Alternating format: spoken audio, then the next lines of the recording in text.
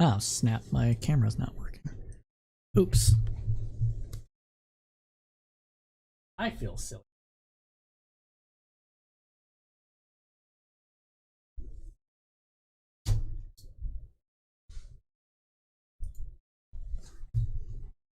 Ew. Ew, everything's off.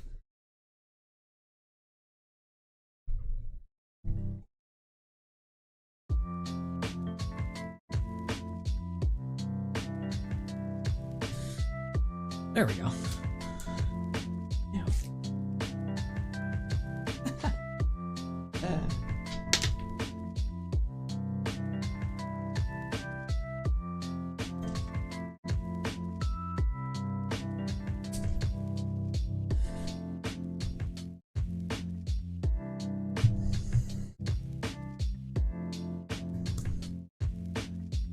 Much better. Much better. How y'all doing today? How goes the fun? Y'all ready for some fucking news? I was not calling you, Summer. 1 second, everybody. I gotta get my dog's collars off so you don't hear that in the background, and then we can get started.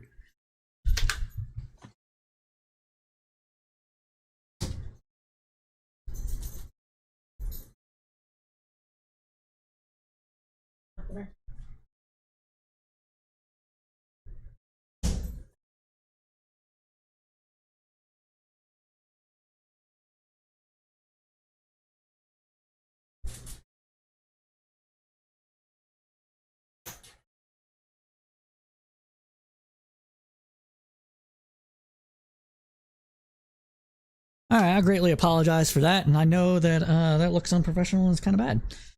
But anyways, how are y'all doing? Had a few people watching already, so we're good. Starting a little late, but not by much. Late. Not too late here. Alright, well, we got a lot of stuff to cover today, so we're gonna go ahead and get right into it. No intros, you all know who I am. So let's just do it.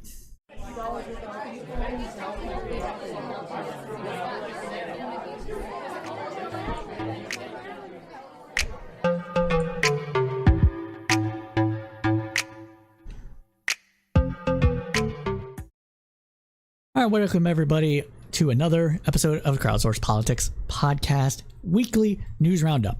This is a program we do every Thursday at roughly 8 p.m. Eastern Standard Time, going to roughly 10 p.m. Eastern Standard Time, covering the news that was the last week with the kind of analysis only the crowd can provide.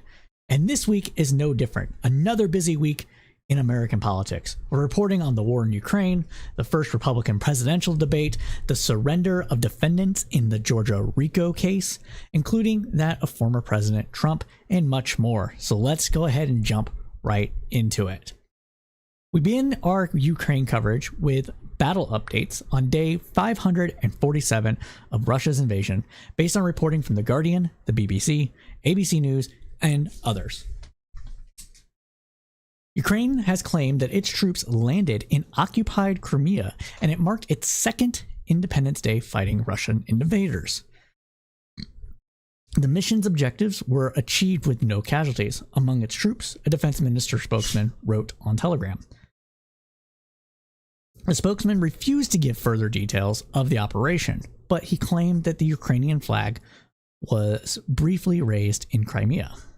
A Russian Telegram channel has also reported that there was a fighting in that area.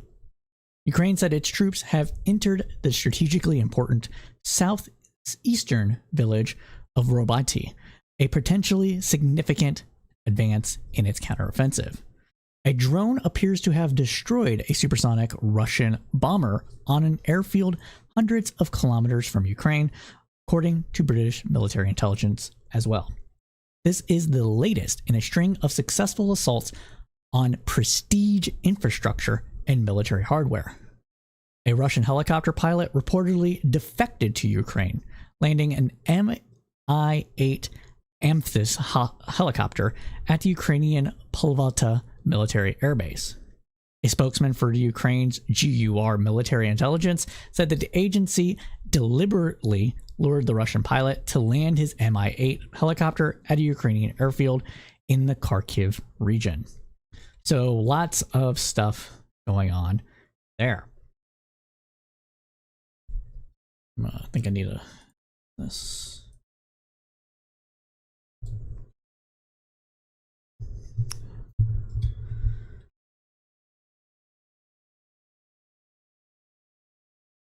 In additional news, Poland's president has said Russia is in the process of shifting some short-range nuclear weapons to neighboring Belarus.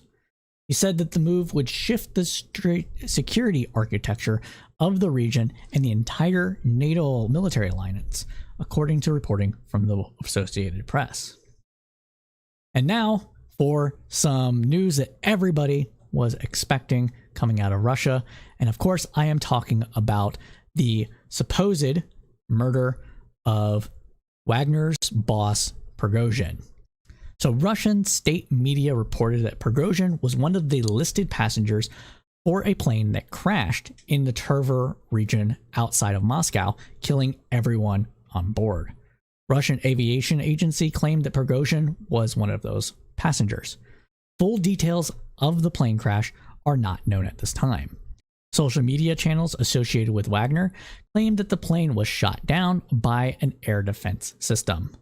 Prigozhin's death, which has not yet been confirmed, but Russian media is confirming that it is, like it has not been confirmed, but everybody's saying that he's dead, could add a deeper rift within Russia though.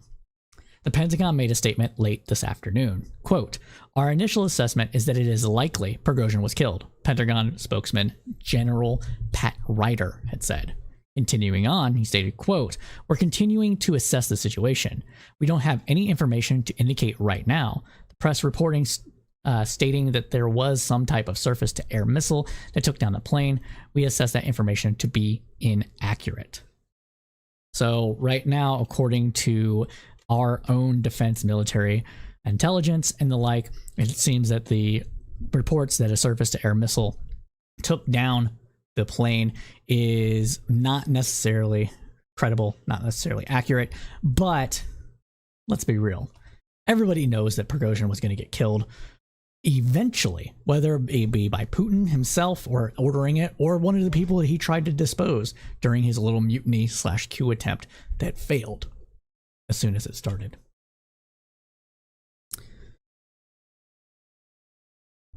Remember, kids, if you're going to go for the king, you got to go for the headshot, because if you miss, you're fucked. And that is what happened to Prigozhin, obviously. Continuing on, though, the leaders of 11 Balkan and Eastern European countries signed a joint declaration backing Ukraine's territorial integrity at a summit in Athens on Monday. In the presence of Volodymyr Zelensky, they expressed their unwavering support for Ukraine's independence, sovereignty, and territorial integrity within its internationally recognized borders in the face of Russian aggression. So this is a good development coming out of the Balkans and everything else with that. Maybe it isn't me. I see your comment, but I don't have it prepared. So maybe it isn't me. It's possible. I don't want to like completely discount. So sorry, everybody. So I'm gonna try to get this comment on screen if I can. But maybe it isn't me as saying that it is like kind of like a super double secret agent spy kind of thing where Prigozhin orchestrated a fake plane crash in order to live in Africa, or something else like just what some people are claiming. I don't want to discount that as being a possibility, but at the same time, all indications right now point to him actually being dead. Russia says that he's dead. His Telegram channel says that he's dead. Like, everybody is saying he's dead. It's possible that he's not dead. Well, he'll appear up in like 30 years or something. Like, haha, I fooled you all, but right now it's looking like he's dead. But yeah, in going back to the whole Balkans and Eastern European thing, this is a good development because it means that the countries closest to the Russian border are also kind of, and not in NATO, are also on board with Ukraine maintaining its independence and its territorial integrity prior to Russia's invasion. So we're talking all of the eastern region of Ukraine being in Ukraine proper. And that makes sense given that they don't want to be in the influence of or in the actual being assumed by Russia into a new Russian Federation where they don't have independence for themselves. So them being on board makes total sense, and it's kind of a good development because it's reasserting that, despite the fact that Ukraine hasn't won the battle yet or hasn't won the war yet, and the fighting still going on, and there's possible nuclear weapons being moved around and that sort of thing. So yeah, that's also a thing. And then there's also other reporting coming out from a Saudi Arabian led peace effort that happened earlier this past week, that where other countries, the United States, the UAE, Saudi Arabia, pretty much everybody that isn't Russia or Russian allies, so Iran or Syria or some of the African countries that are really closely tied with Putin and Russia due to various different reasons, all basically came out and kind of like creating this sort of framework that also recognizes that Ukrainian territory should be maintained. And that included China. China was involved in these talks as well, which bodes well for the negotiations and where Russia could be pulled into those should the war drag on for more years and China kind of getting away from that sort of thing. But yeah, 1 second, everybody. I need to get the chat up here so I can pull your chats on screen, guys. But yeah, maybe it isn't me point. Yeah, I think Putin's shit-eating grin says it all too. I think he's dead as well. To close out, though, our reporting on Ukraine for tonight, let's take a quick look at where Americans stand on continuing U.S. support for Ukraine, according to a Fox News poll released just today. So 36% of registered voters think the U.S. should be doing less when it comes to helping Ukraine, up 10 points since December. So it went from 26, it was around 26% in December. It's gone up 10% to 36% as of now. Still, the majority of Americans, or a larger plurality of Americans, still feel like the U.S. should support, maintain, or go greater support. So the U.S. level support is either about right, 40% saying that we're doing enough, and 21% saying that we should do more, which is down from 29% of December, which means in December, U.S. citizens were saying a larger percentage of U.S. citizens were saying that the United States should do more to help Ukraine, and that's gone down to 21%. Since that poll has been taken, the United States has done more, so that makes sense too. If you think that the United States should have done more, and then there's a limit to that, U.S. doing more, giving Abrams tanks, anti-aircraft missiles, more money, troop training, etc. That's going to be like, oh, okay, now we're doing about a right amount, So it's going to be hovering about there. The full 10% that said the U.S. should be doing less didn't all come from the 8% decrease of saying that we should do more from there. It's not a flip. It's not a flip-flop, at least according to polling. Now, voters' evaluations of their own finances affect their views on U.S. support for Ukraine as well.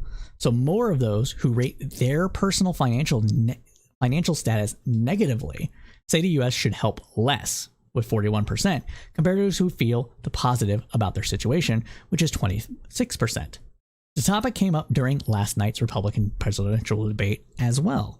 So during the segment, Vivek Ramaswamy accused his opponents, Vivek Ramaswamy.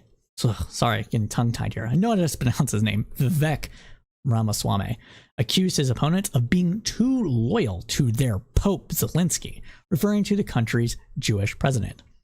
Ramaswamy has previously claimed, without evidence, that Zelensky has endangered Ukrainians' Jewish population. His stance was swiftly rebutted by former Vice President Mike Pence, former South Carolina Governor Nikki Haley, and former New Jersey Governor Chris Christie, who pledged to increase U.S. aid to Ukraine as a bulwark against Russian President Vladimir Putin.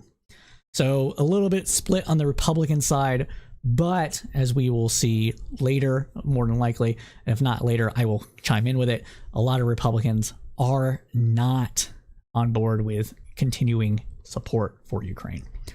But that, my friends, concludes this segment of our News Roundup.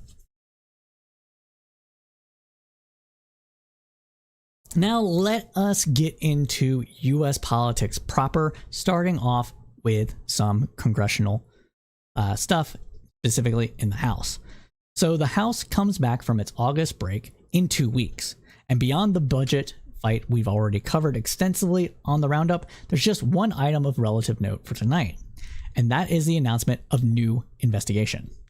According to ABC News, House Judiciary Chairman Jim Jordan is launching a probe into Georgia's prosecutors.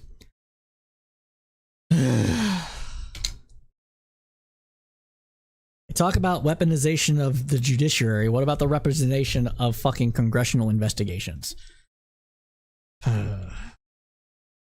Kill me. Fucking kill me. Anyways, according to ABC News, House Judiciary Chairman Jim Jordan is launching a probe into Georgia prosecutors. This announcement came just hours before former President Trump was set to surrender at Fulton County Jail. Jordan said he is investigating whether Fulton County District Attorney Van Wee Willis coordinated with federal officials, including Special Counsel Jack Smith, in her sweeping RICO indictment against Trump and 18 others. Why would they want to know if they were coordinating? I would assume that law enforcement would be coordinating with this, but what is it? What is it? Well, according to the press release, quote, Ms. Willis' indictment and prosecution implicates substantial federal interest, and the circumstances surrounding her actions raise serious concerns about whether such actions are politically motivated, according to Jim Jordan's press release. Continuing on, it reads, quote, given the weighty federal interest at stake, the committee is conducting oversight of this matter to determine whether any legislative reforms are appropriate or necessary. Jim Jordan also asked the Department of Justice to turn over details on Smith's investigation into Trump's handling of classified documents after leaving office. So let us talk about this for a little bit here. What Jim Jordan is trying to do is he's trying to leverage the idea of federalism against the case in Georgia in order to paint an air of impropriety that happened between the state government of Georgia, or Fulton County specifically with Weiss, and the federal government with Jack Smith representing the interest of the case that's happening on the federal level. Now, would this be a federal crime? What happened in Georgia? No, because the laws in question here, while it pertains to a federal election, is actually administered by the states, and the states are responsible for getting the votes counted, sending electors, etc., which means they would be in violation of state law, not federal law. Maybe Jim Jordan will say maybe this should be federal law. Maybe the federal government should have purview over this kind of election stuff. But that would go in defiance of what they've said previously, they being Republicans and conservatives specifically, when it comes to whether the federal elections or whether elections should be federalized and taken out of the hands of the state. So at one hand, and I don't really care about hypocrisy. So I'm not pointing out hypocrisy here. I don't see it going that way. That's all I'm saying here. Everybody wields hypocrisy as like a weapon against their political opponent. Not many people care. There's like very few people that care about hypocrisy as a principle, and most of the people that bring up hypocrisy are just doing so to be used as a political weapon against their opponents, because you're supposed to care about hypocrites. But I don't think most people do. So that's what we're seeing here with Jim Jordan's investigation. This investigation is also trying to keep the idea of there being federal interference in states as well as federal interference inside the election that is happening for the presidency as a means of trying to taint the whole process, get people to distrust it, and still potentially vote for Trump. If it's one thing that Republicans actually show on a consistent basis is at least some level of loyalty to people that do things that they want. Even if they don't do it 100% that they want, even if it's not, like, even if it's mostly talk, that matters to them. So they'll show loyalty about it. And that's how they're showing loyalty to Trump, because Trump showed loyalty to the ideology, despite the fact that Trump isn't really, for most, according to most people, ideologically driven that much, because he did what they wanted. So that's what we're seeing here, in my opinion. Whether or not that actually comes about in a way that will lead to, I don't know, some sort of charges or what have you, and that actually made me lower myself.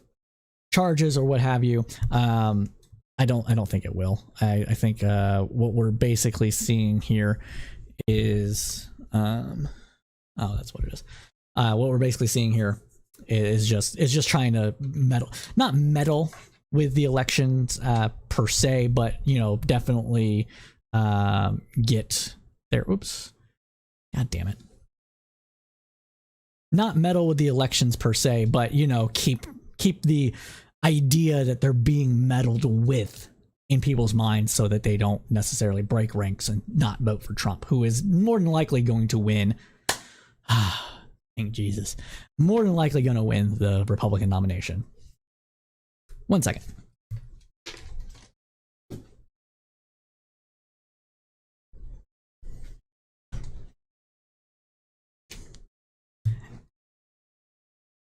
And you might say, Cypher, why did you say thank Jesus to Trump winning the nomination?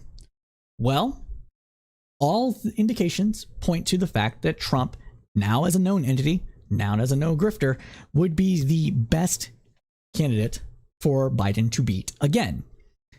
He already beat him once. He would beat him again. Now, this is, of course, somewhat of a risky strategy, because should the economy tank, generally speaking, the economy tanking is going to take out the incumbent president. So there's a little bit of risk to that. But at the same time, among the other candidates on the stage, if you are a liberal or a lefty, you're probably more concerned about a Vivek. Vivek, yeah. Not Vivek. That's a Morrowind character.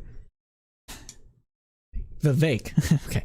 Vivek. You probably care more about Vivek winning or a DeSantis winning or a Mike Pence winning than you are Trump winning. And the reason I say that is because Trump has proven to be somewhat ineffectual in getting and using the levers of power to get what he wants.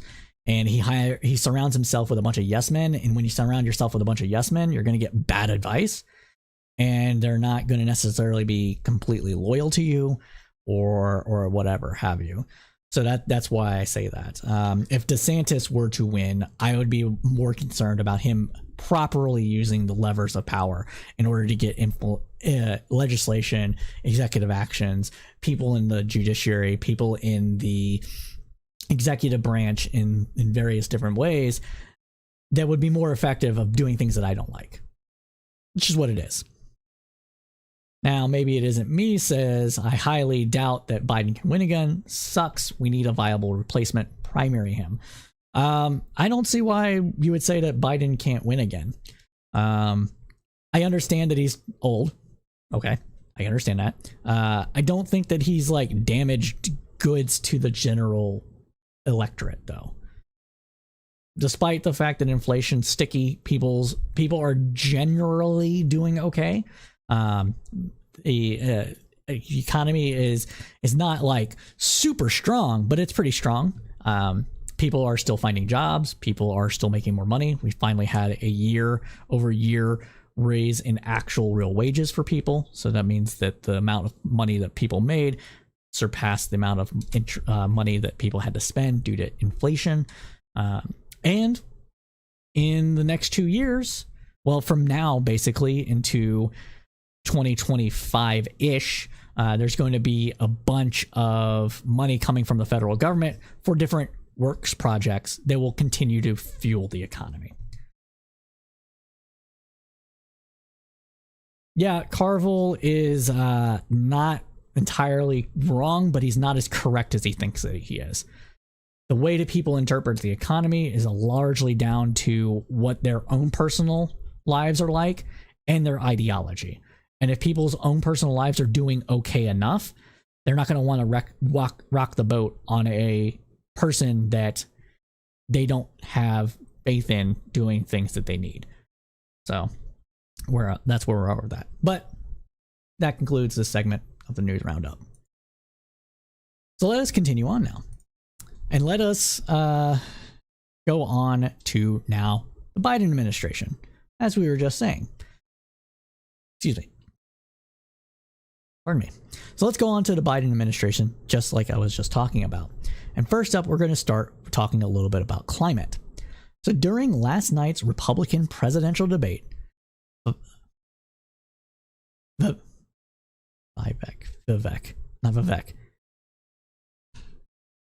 Vivek. Okay.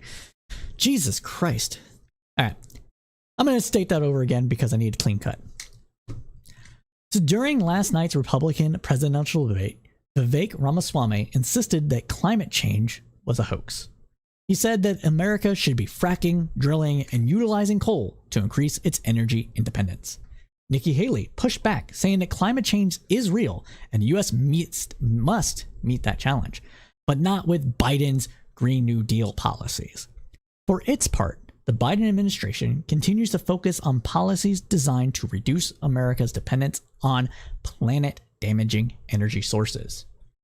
With that, according to USA Today, the administration said that Tuesday it will spend $150 million to help owners of small parcels of forest land partner with companies willing to pay them for carbon offsets and offer environmental credits.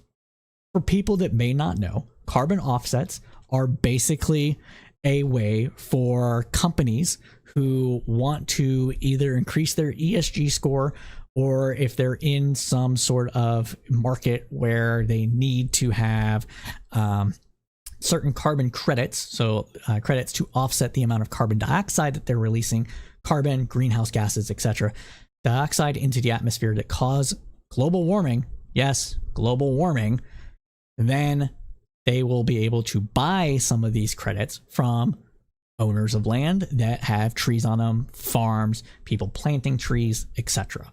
And so this is kind of like a private-public partnership that Biden administration is going to try to help people with these small tracts of land to kind of come together in a marketplace and sell them to people for that. That protects the market, that protects those land from being further developed, as well as provide the market-driven solution to global warming. So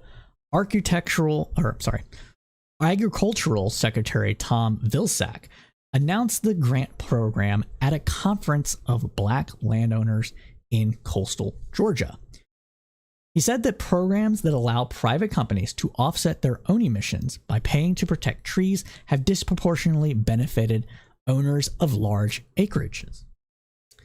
Quote, in order for small, privately held forest owners to be able to do what they need and want to do requires a bit of technical help, Vilsack told about 150 conference attendees in a church ballroom in Brunswick.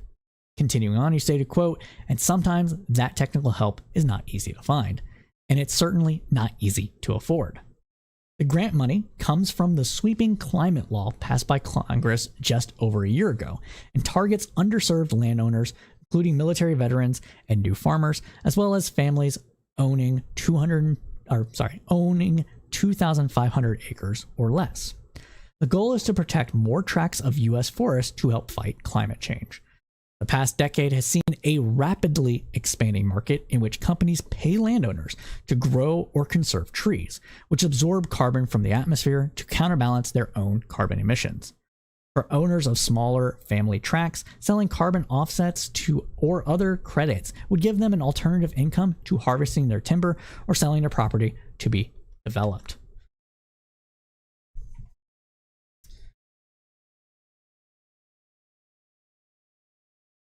So yeah, like I said, this is ESG. Some other countries require carbon offsets for their own laws, that sort of thing. And you can get those carbon offsets from anywhere. So generally speaking, they go to people that they go to large landowners specifically because it just offsets more, and sometimes it's cheaper to do. But also they'll go to, like, you know, places that are a little more poor and buy it up from like different parts of the world as well. There needs to be more oversight on that, in my opinion, because some of the stuff that people buy is fake. You know, like there's been reports of reforestation, so planting more trees, and, you know, the same tree being sold like 200 times sort of thing. But yeah, that's the kind of stuff that's going on. So, in more climate news though, let's get into it. So more climate news. The Hill reported that the Biden administration has finalized the restoration of an Obama-era offshore drilling rules passed in the wake of the 2010 Deepwater Horizon oil spill that the Trump administration rolled back. The final rule restores the bulk of the 2016 protections, including a required analysis and investigation of any failures within 3 months of an incident, as well as a real-time drilling monitoring. It also strengthens safety requirements for blowout preventers, the system of seals and valves used to prevent pressurized oil and gas from busting out of wells. A 2014 report by the U.S. Chemical Safety and Hazards Investigation Board determined that the failure of a blowout preventer was a major factor in the Deepwater Horizon disaster. The Trump administration, which issued nearly 2,000 waivers to the industry through the Bureau of Safety and Environmental Enforcement, rolled back the rule's requirement for independent inspectors in April of 2020. Quote, "The Biden-Harris administration is committed to the highest standards of worker safety and environmental protections," Interior Secretary Deb Haaland said in a statement. These improvements are necessary to ensure offshore operations, especially those related to well integrity and blowout prevention, and are based on the best available science. As our nation transitions to a clean energy economy, we will continue strengthening and modernizing offshore energy standards and oversight. And finally, in environmental and climate news, in further reporting from The Hill, the administration this week also approved a wind energy project off of Rhode Island. This is the fourth major commercial scale offshore wind energy project approved by the Biden Interior Department. The Revolution Wind project is set to be located about 15 nautical miles southeast of the town of Point Judith, with a projected capacity of just more than 700 megawatts. It's a lot of power. It follows previously announced projects off of Massachusetts, New York, and New Jersey. The administration has set a goal of 30 gigawatts of offshore wind power capacity by the end of the decade. It's a lot of power generation, guys. So generally speaking, your bill is in kilowatt hours.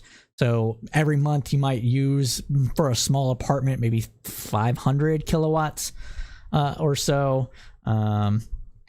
You know, if you get to a house, you're getting into a to higher territory. I can tell you how much my house uses, and I'm pretty energy intensive. Let me COA Austin Utilities. Let me see what I've used here real quick, give you guys an idea. So my house is roughly 1,400 square feet, and electricity usage, and it's in the middle of summer, and in Texas with record-breaking temperatures. We're talking over over 100 degrees every day for the last 45 days up until yesterday. And then again, another 100 triple digit temperature this week. And I'm using, oh, come on. You got to tell me how much I'm generating versus usage. Crap. Oh, here it is. View bill. Sorry, I forgot, like, the online portal doesn't show me what I actually use because I have solar panels. So let me go ahead and open this PDF real quick. All right, so electric usage here.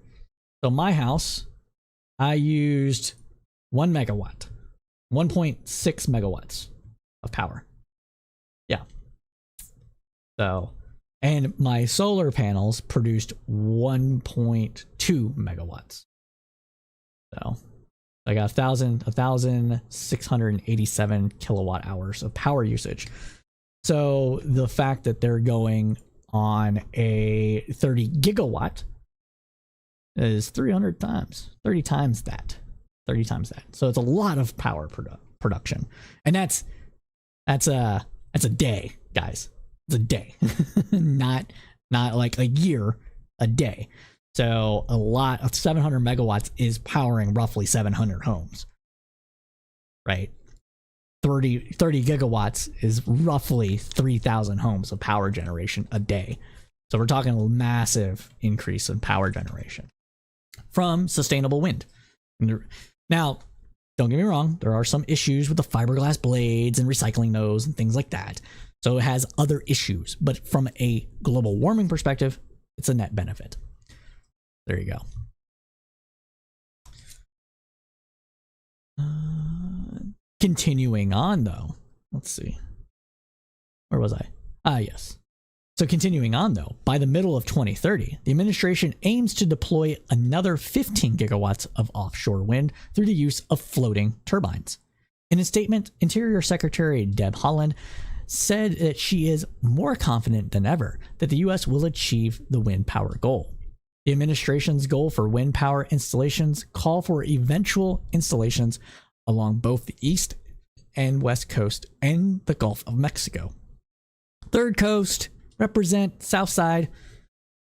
In February, the Interior Department announced the first offshore wind lease sale in the Gulf, opening more than 300,000 acres for bid. 300,000 acres of waterfront.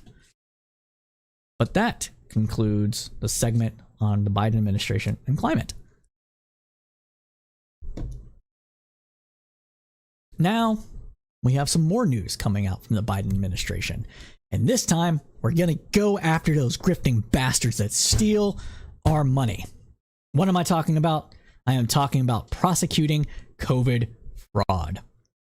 Based on reporting from Reuters, more than 3,000 people have been charged with theft of more than $830 million in COVID-19 emergency aid, following a nationwide operation conducted by the federal, state, and local law enforcement agencies. An Associated Press analysis published in June found that fraudsters potentially stole more than $280 billion in COVID-19 relief funding. Another $123 billion was wasted or misspent. So about half the amount, a little under half of the amount was on fraud, was on waste and misappropriations, but $280 billion in fraud. That's a lot of fraud. Maybe we should have had more oversight of the Triple P money while Trump was in office. I don't know. Is that just me? I don't know.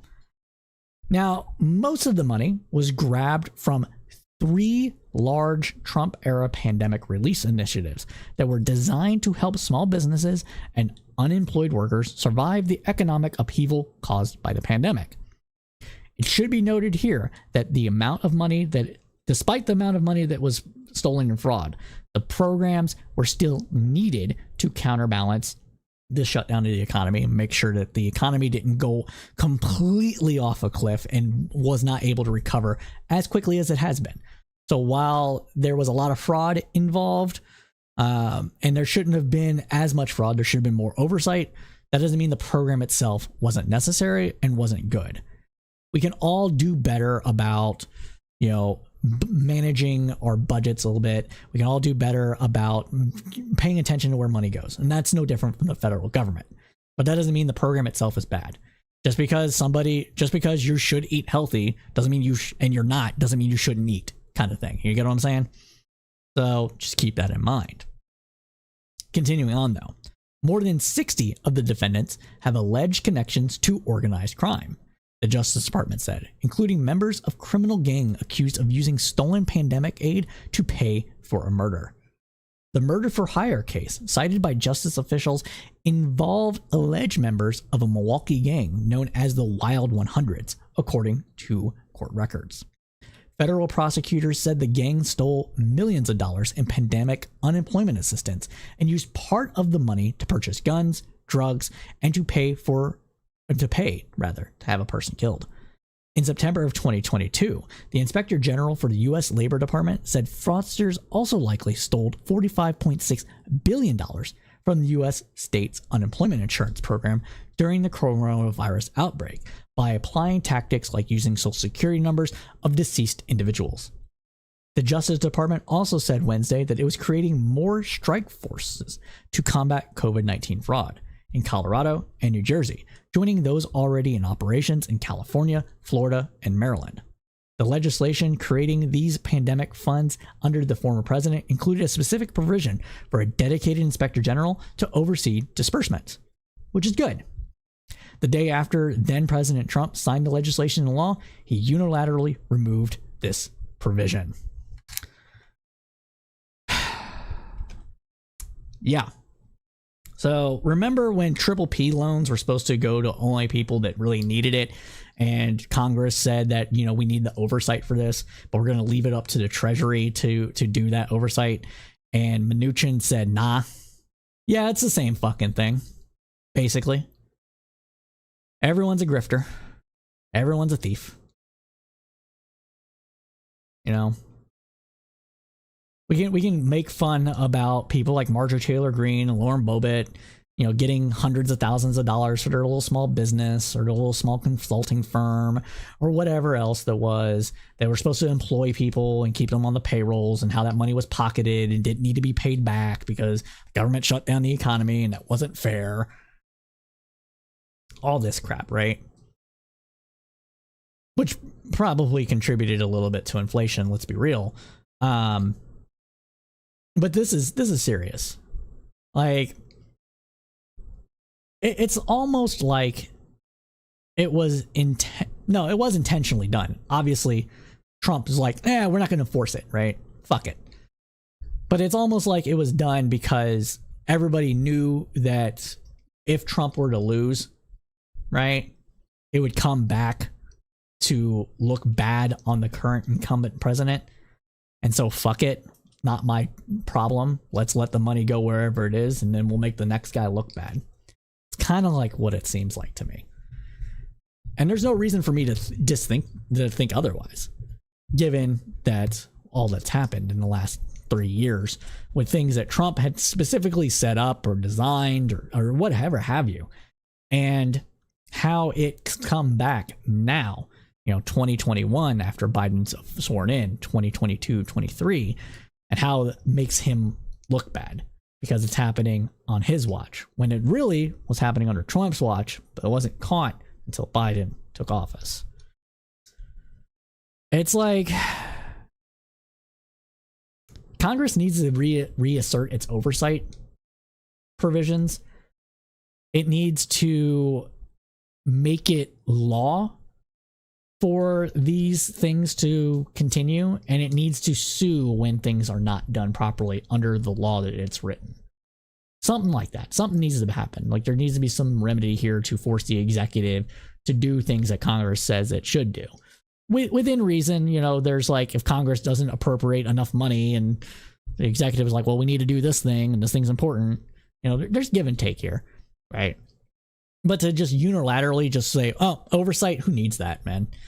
We're the party of the little guy. We're the party of no bureaucracy, so we're not going to have any oversight over anything whatsoever because that costs the economy money.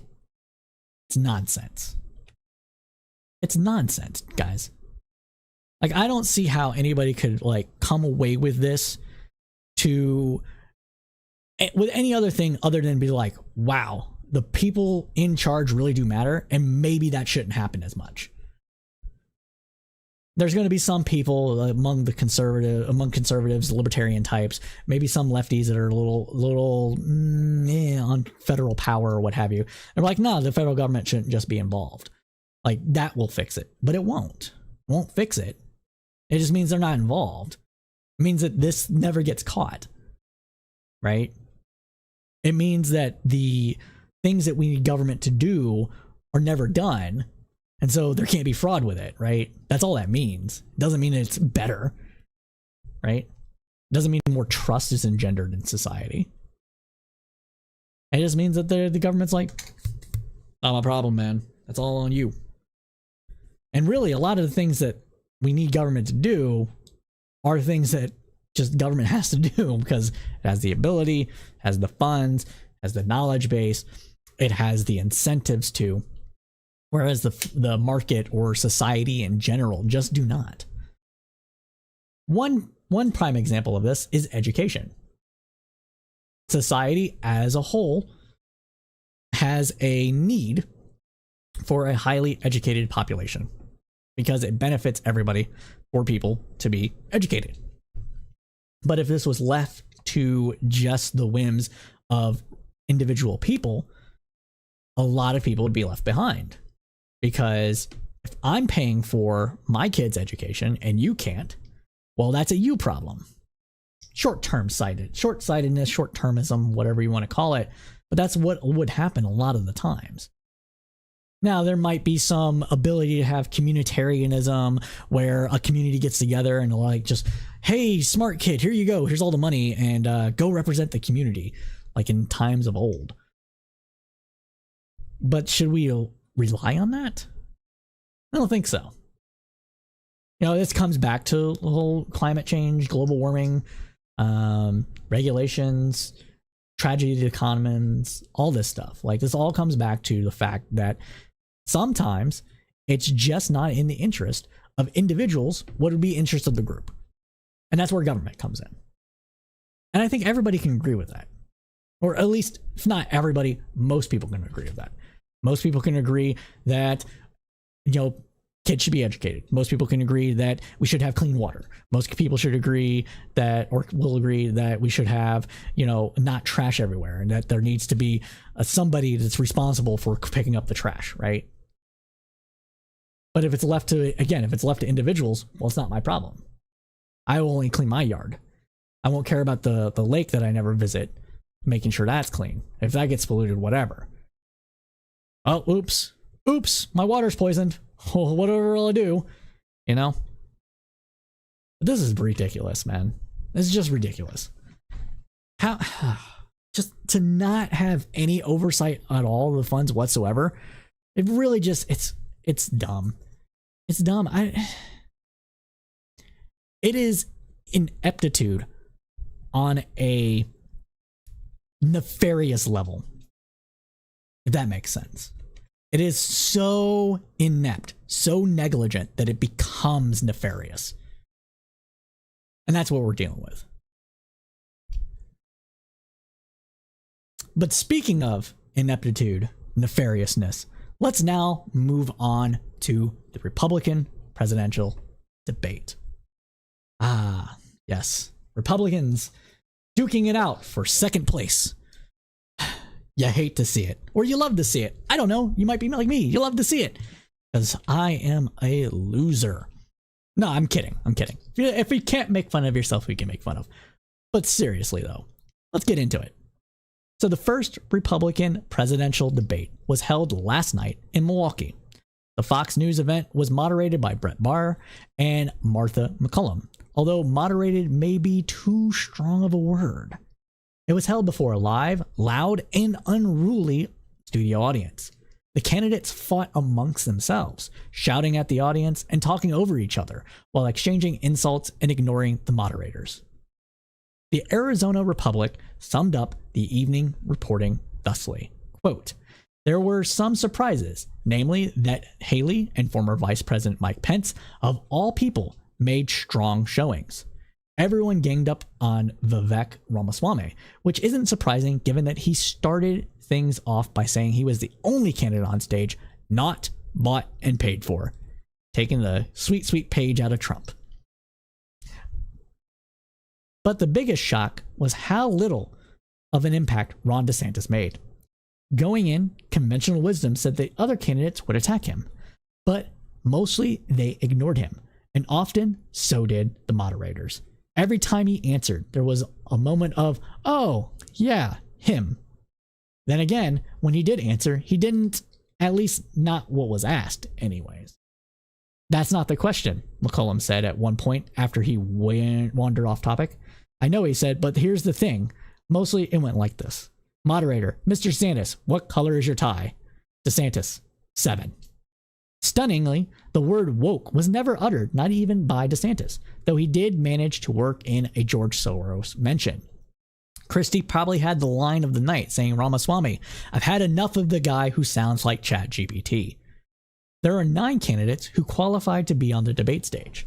Miami Mayor Francis Suarez, former Representative Will Hurd of Texas, businessman Perry Johnson, and radio host Larry Elder did not qualify for the debate. 8 showed up last night. Here's where the 9 stood before the debate. Let's get over to it. The 9, because Trump, as we know, didn't show up. So Trump is the purple line. DeSantis is, or the blue line, I should say. DeSantis is this reddish purple line. Look at that, just cratering. Wow. Just cratering, dude. Oh, look, here we go. So we can see them all right here. So we hover. Trump's at 50, 50, 51, 54, 53, 52, 54. He's solidly in the lead according to 538's average polls. And DeSantis is at 23, 21, 21. Oh, look, cratering. What happened in July? A lot happened in July. Going down, Ramaswamy's going up. DeSantis is going down. Looks like Ramaswamy is taking all of DeSantis's points, bruh. But that's where they were, according to 538's aggregation of polling. As always is the case in a large lineup. Political debate. Let's continue on, though. As always in the case of large lineup political debates, the TV event was short on policy and long on ideology, bluster, and sound bites. The format of 60 seconds to answer a question, 30 seconds for a follow-up, allowed for little substance. This has been an issue for debates for a long time, especially with a crowded field. So maybe what should happen is more political forums. Maybe they should split the debates up for four for all.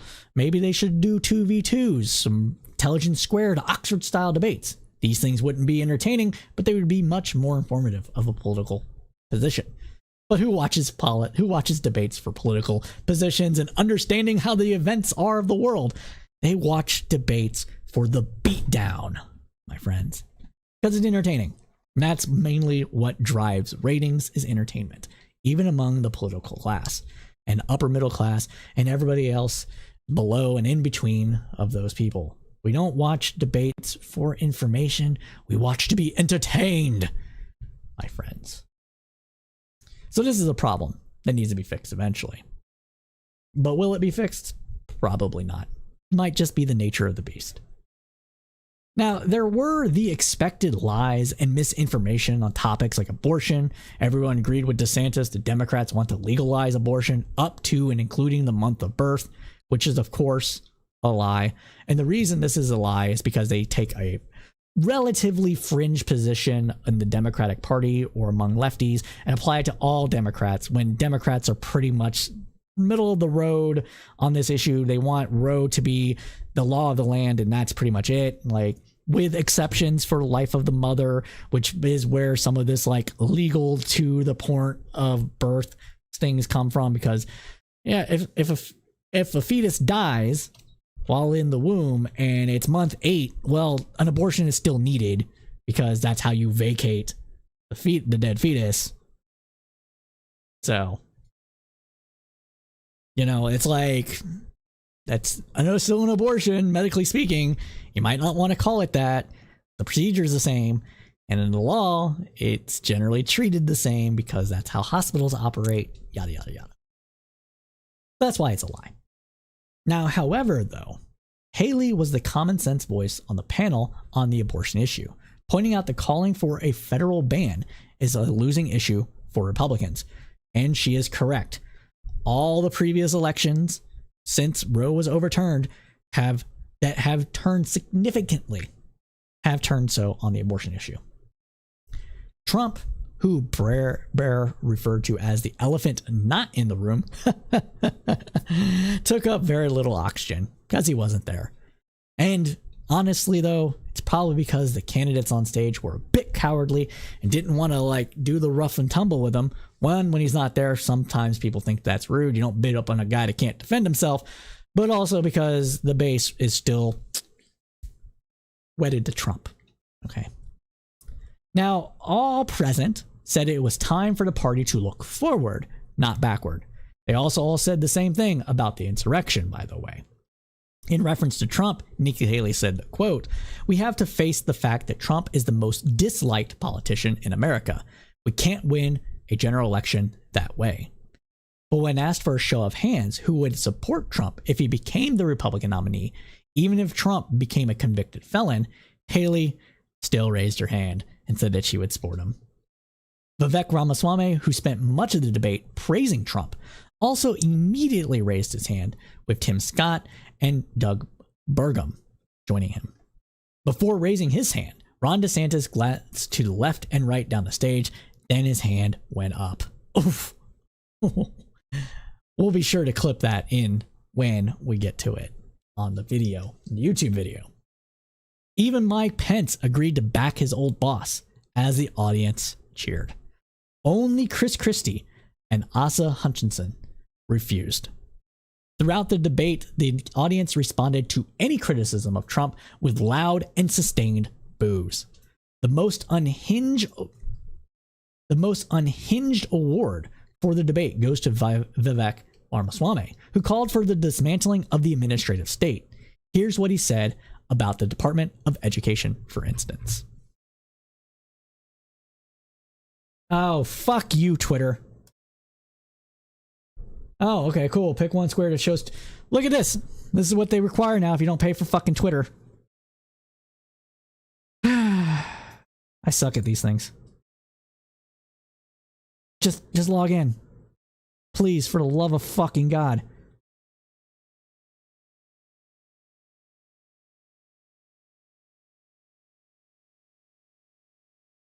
Thank you. Guess bitching got through to them. Oh, fuck. And, of course, it crashed. Anyways, look at that. Real-time errors, everybody. Real-time fucking errors. All right, here we go. So look, we have a crisis of achievement. Let's shut down the head of the snake, the Department of Education. Take that $80 billion, put it in the hands of parents across this country. This is the civil rights issue of our time. Allow any parent to choose where they send their kids to school. End the teachers' unions at the local level to allow public schools to compete. And then revive our national identity where every high school senior should have to pass the same civics test that, frankly, every immigrant, including my mother, had to pass in order to become a citizen of this country. And the fact of the matter is, look, there's... Okay. So a couple of things here, okay? One, no on the dismantling of the Department of Education. That's a really great place to pause him, by the way. But the reason I say no on dismantling the Department of Education is because unlike what Republicans want to tell you about what the Department of Education does, it doesn't set overall educational policy for the United States. Educational policy is still set largely by state and local governments, depending on the state. Sometimes it's the state setting it for the localities, and localities can tinker around the margins. Other localities, depending on the state, including Texas, by the way, have more control than what otherwise stated. a lot of the things that are happening with some of the stuff, the federalization of the education system, came in from things like No Child Left Behind, which were designed in order to try to monitor and improve educational standards to get our students to pass tests and things like that in a more concrete manner, more consistent manner, I should say.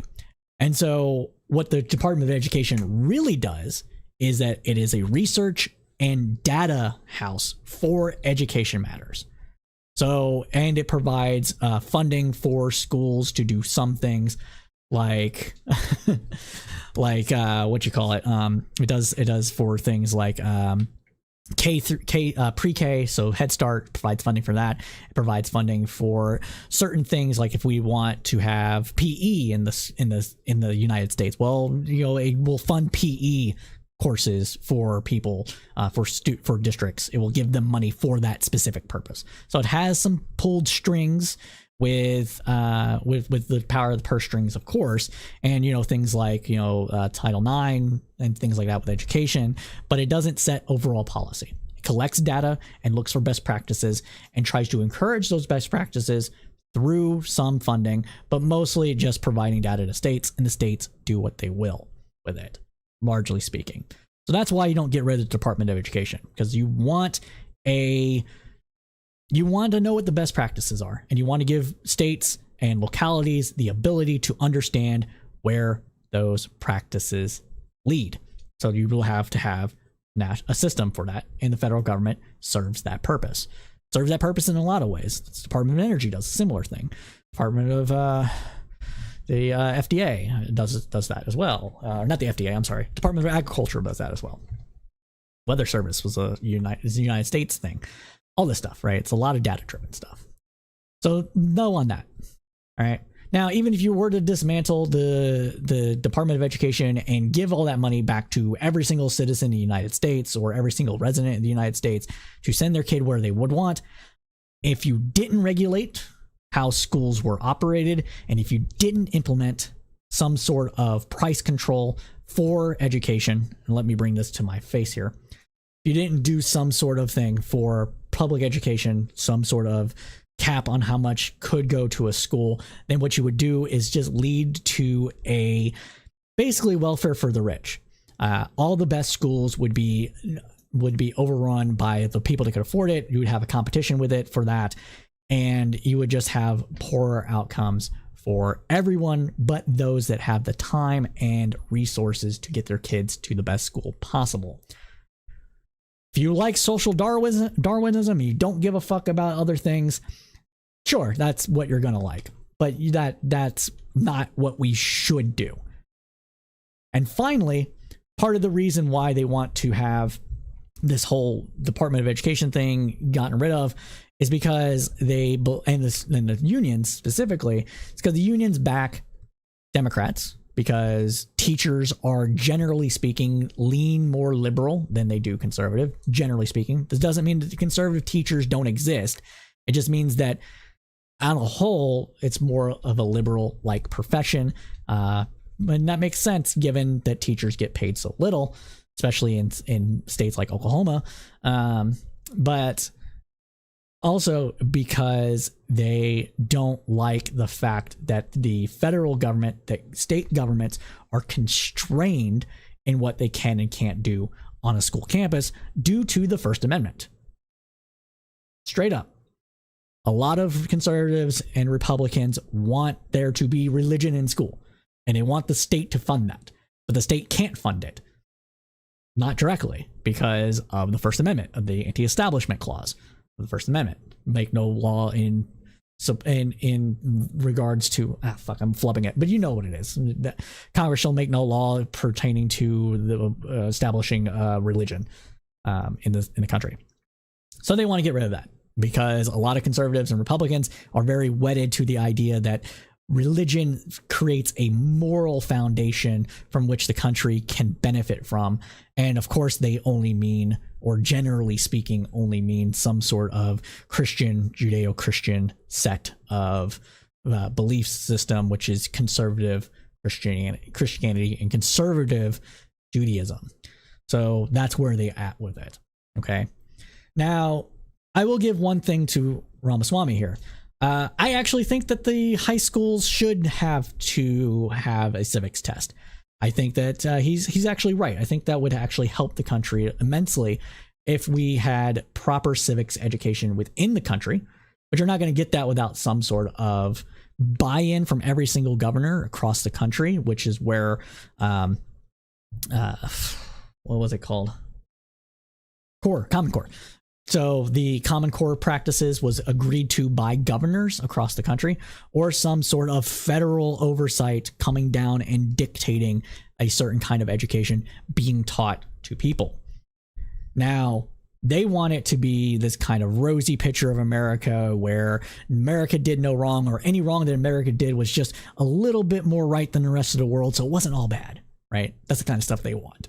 I don't agree with that, but I think that the civics test that immigrants do have to take in order to become citizens is a good baseline to understand where American history is and what kind of country America was designed to be and the kind of things that happened.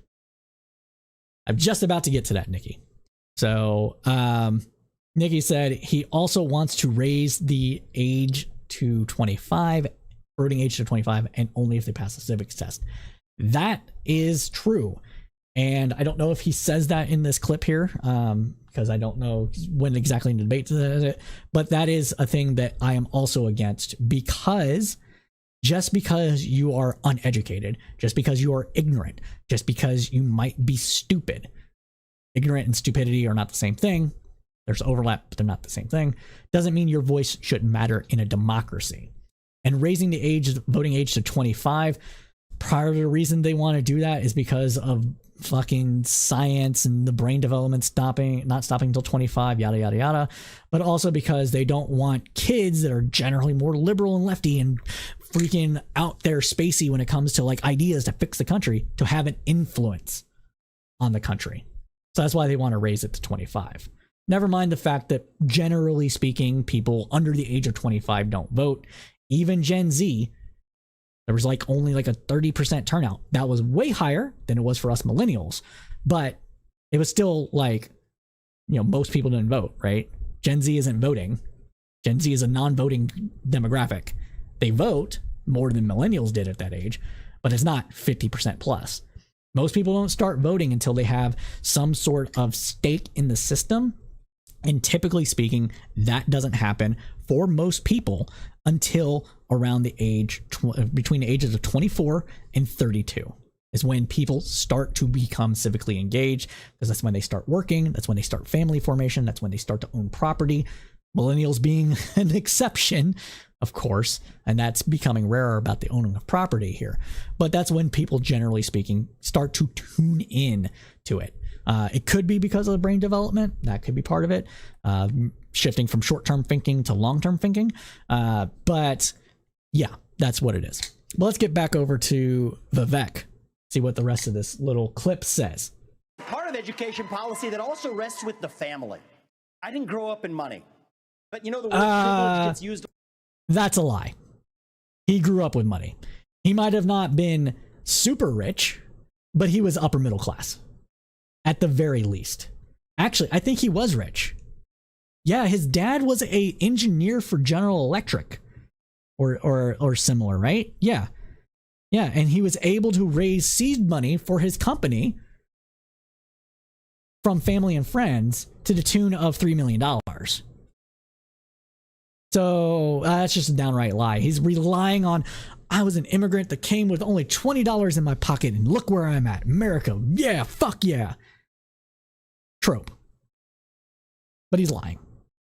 He's fucking lying. I had less money than this fucker did. Okay? A lot. Well, you know what? I did have the ultimate privilege of two parents in the house with a focus on educational achievement. And I want every kid to culture war. Woo! enjoy that. So part of the problem is we also have a federal government that pays single women more not to have a man in the house than to have a man in the house, contributing to an epidemic of fatherlessness. And I think... Okay. Some of y'all are going to hate me for this. He's not entirely wrong there. The way welfare is done in this country is shit. It's not because single women tend to get more money because they're single. It's because, and they have kids. It's because able-bodied adults are expected to work. Women are expected to be at home with the kids. So when welfare was first designed, it was designed in that kind of sexist way. It's not as big of a problem now as it used to be, but it still is a problem. And the reason that that is the case is because a woman without income that has a man in the house with income is not going to qualify for those benefits. And so if it's better for the man to live outside of the house and provide money to the mother, and the mother raise the kids on her quote unquote own as far as federal government is concerned, then they can get welfare. That is a perverse incentive that should be done away with. They want the welfare to be done away with entirely. That's fucking stupid. That's going to cause more problems than it's worth. We've already seen that with welfare to work programs that they are harping on and that Clinton helped pass ever since Reagan. Like every welfare since Reagan has been shit. Okay. It was maybe a little overly generous, maybe not enough oversight in the 70s on welfare when it first was created. But since Reagan, it's just been whittled away and whittled away and whittled away to the point of like, it's not going to everybody that qualifies for it. It's not being administered correctly. It's done on the state level, so state can take welfare money with block grants and spend them on all kinds of stuff that don't make sense because there's not oversight on it, etc. Like all this stuff is just bad. It's bad how it's done. So he's a little bit right about that, okay? But their solutions for it are shit. They're even worse than the system we have now. Remember that. That goes hand in glove with the education crisis as well, because we have to remember education starts with the family, and the nuclear family is the greatest form of governance known to mankind. Oh, okay. There are people that I know that would say no to that, but that's fine. That's just peachy. All right. I have to reopen all the links. All right.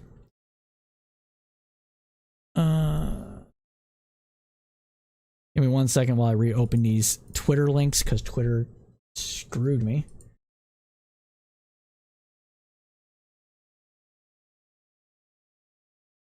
All right.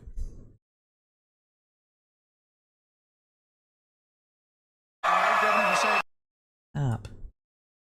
What? Why is this the same tweet? Oh, I just opened it twice. Okay. So, continuing on though, Ramaswamy also came forward as a 9/11 truther this week, as he insisted in a CNN interview that it was an inside job, pointing to the presence of FBI agents on the planes as proof. We're just a conspiracy-brained country, aren't we? That's what it is, right? Jesus Christ. In other news, in other debate-related stuff, the debate prep offered to DeSantis by his PAC in that leaked information we reported on last week didn't appear to help him whatsoever. The end of his closing remark illustrates how he tried to follow the part of the advice to look like a regular human being, and it just didn't work. Look at this cringe. This cringe. It's so beautiful. Oh, I'm so glad that he is such a uncharismatic, non-real person that's been running for president his whole life that it just backfired so tremendously. Look at this. Look at this. And I will not let you down. And I will not let you Look down.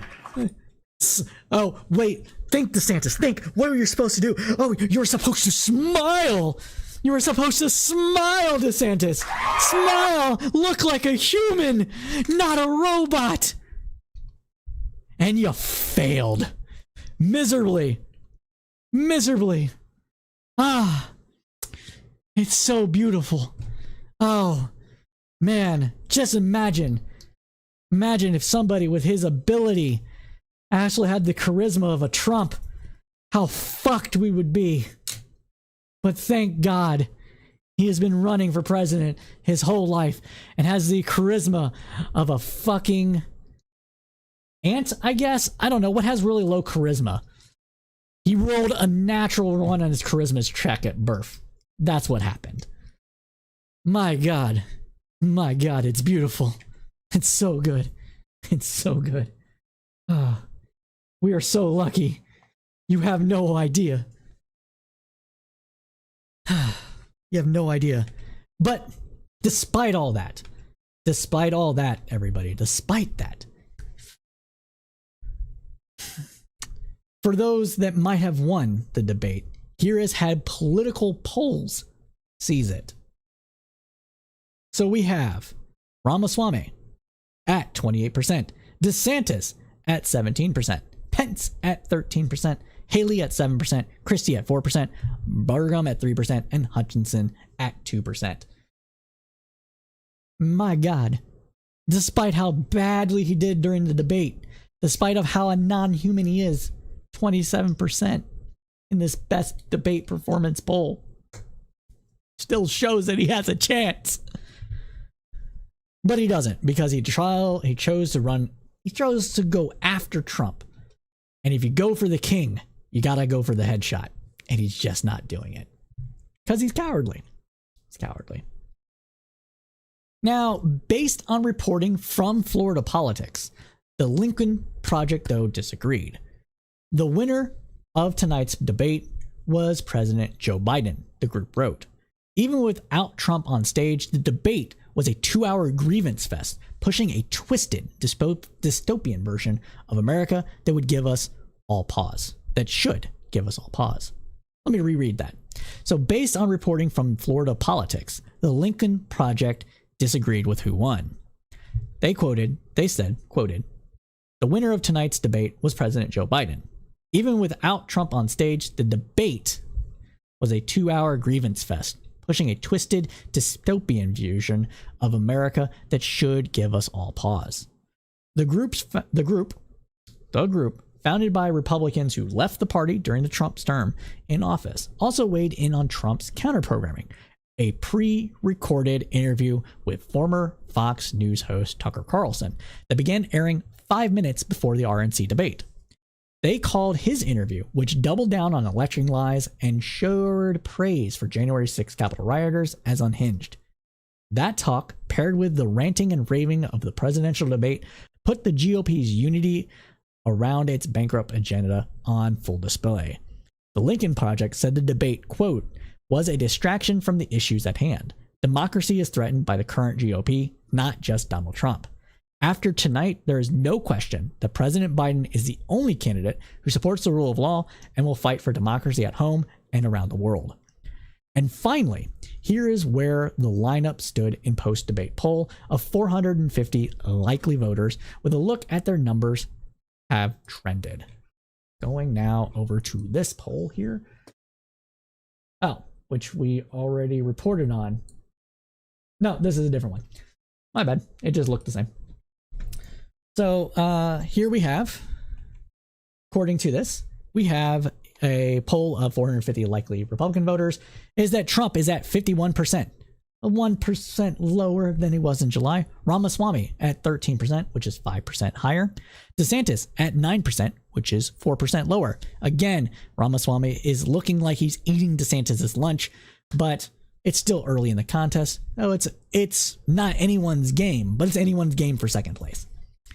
Pence is at 5%, Scott at 4%, Tim Scott at 4%, Chris Christie at 4%, Nikki Haley at 3%, Larry Elder at 1%, Burgum, I don't remember his first name, at 1%, and Hutchinson 1% as well.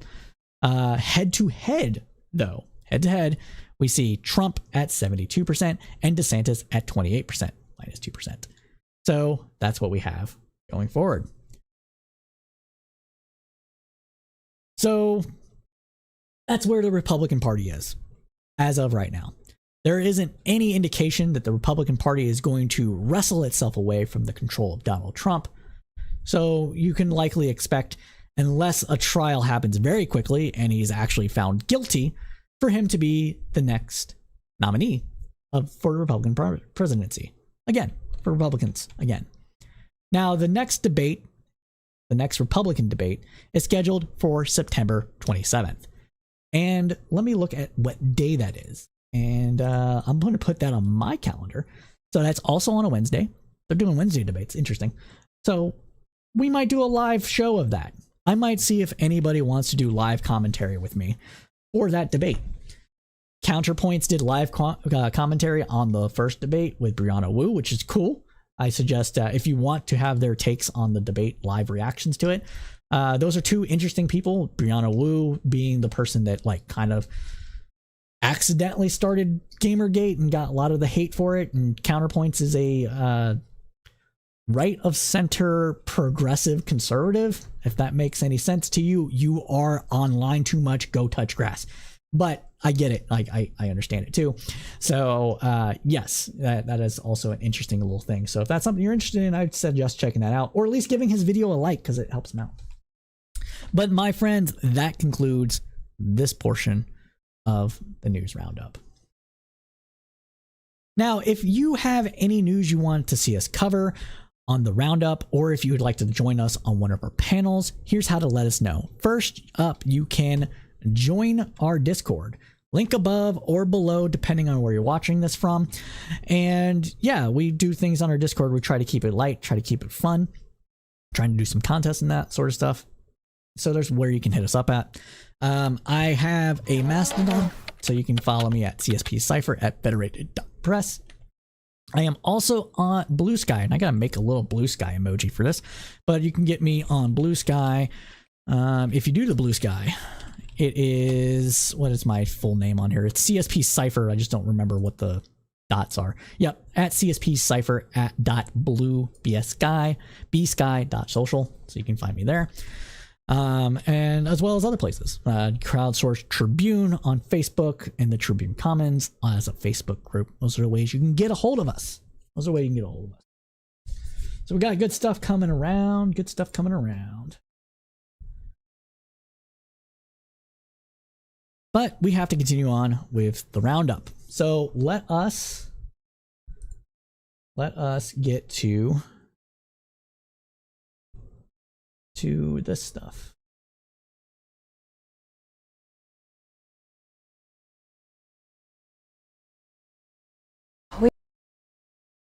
We reported extensively. Let's continue on though. Let's continue on.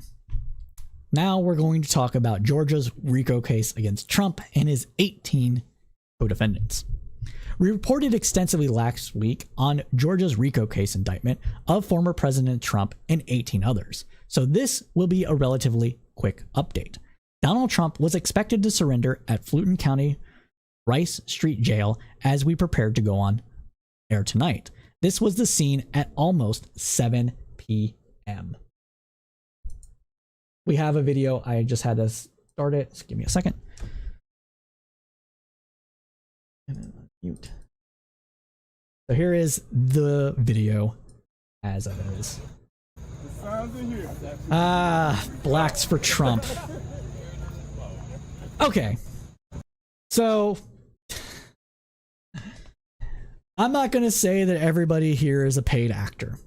I don't believe that. There are black Trump supporters, especially among, he got, what was it, like 15% among black men or something like that.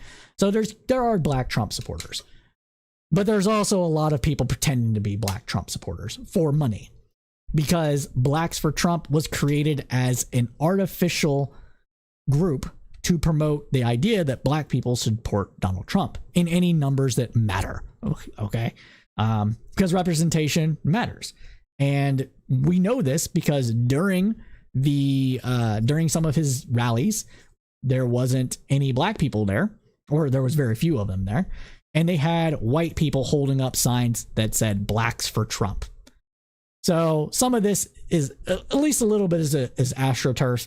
At least a little bit of this is probably fake supporters that are paid to walk around with these signs as actors or what have you. So yeah, that's a thing. I'm not saying that all these people are that. I'm not even saying that and any of them are, because I don't know these particular people or what their politics are. I just know that Blacks for Trump was AstroTurfed. And so that gives me reason to believe that not everything that shows up with this sign is going to be genuine.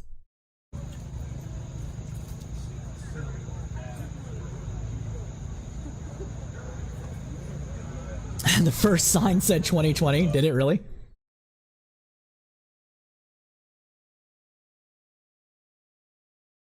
Oh, it did. Oh, it's that guy. It's the Blacks for Trump guy. Yeah. This is the person. This is the person. This guy.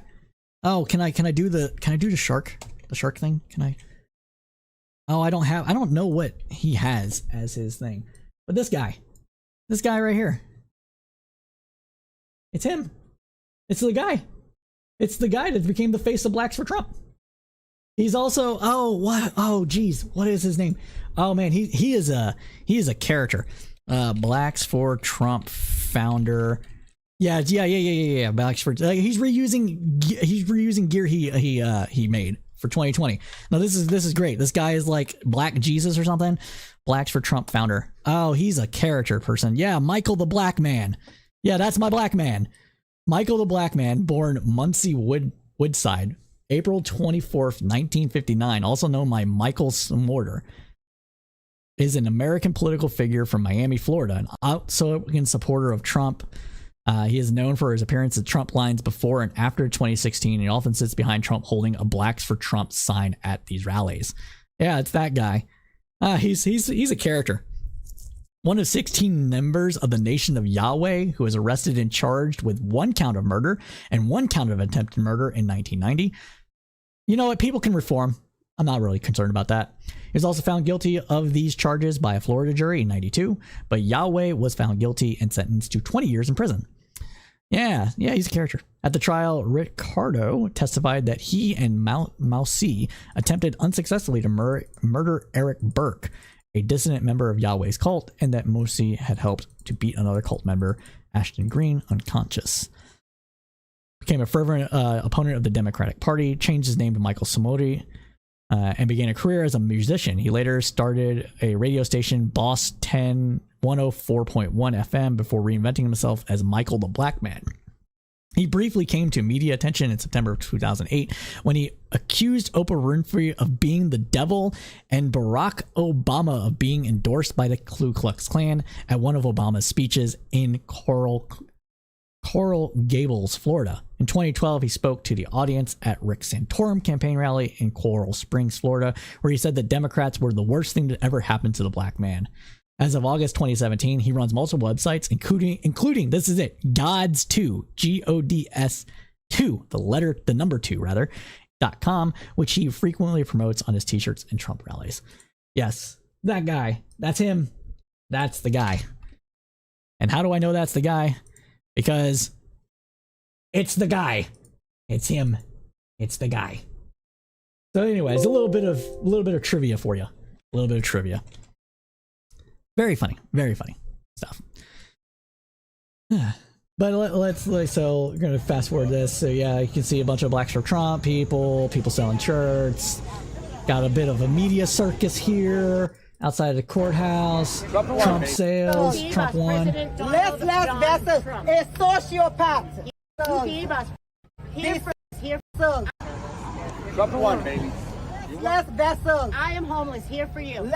Here for He my said Savior, you're Jesus the Christ, vessel. who gave us President Let's Donald versus Trump. a sociopath. He's not a A sociopath. sociopathic grifter. He's So yeah, that.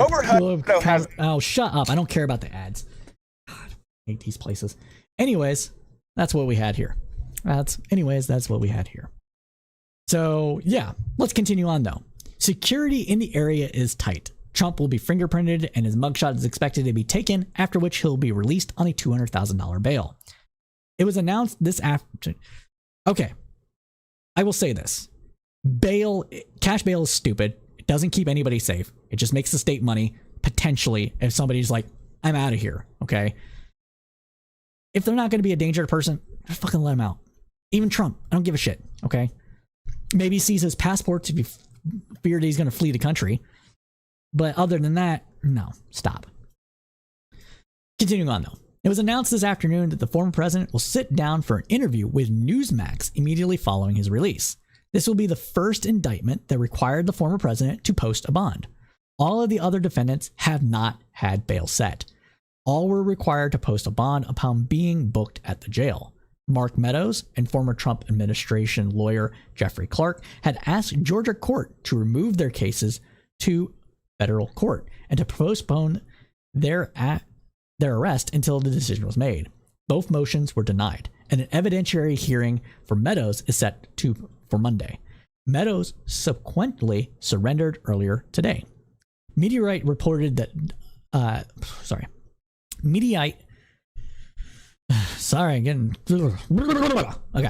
Mediaite reported this afternoon that Secretary of State Brad Raffensperger has received a subpoena to appear at Meadows' evidentiary hearing. An evidentiary hearing was also scheduled for defendant Clark for September 18th. All other defendants have either already surrendered or have indicated they plan to do so by tomorrow's deadline.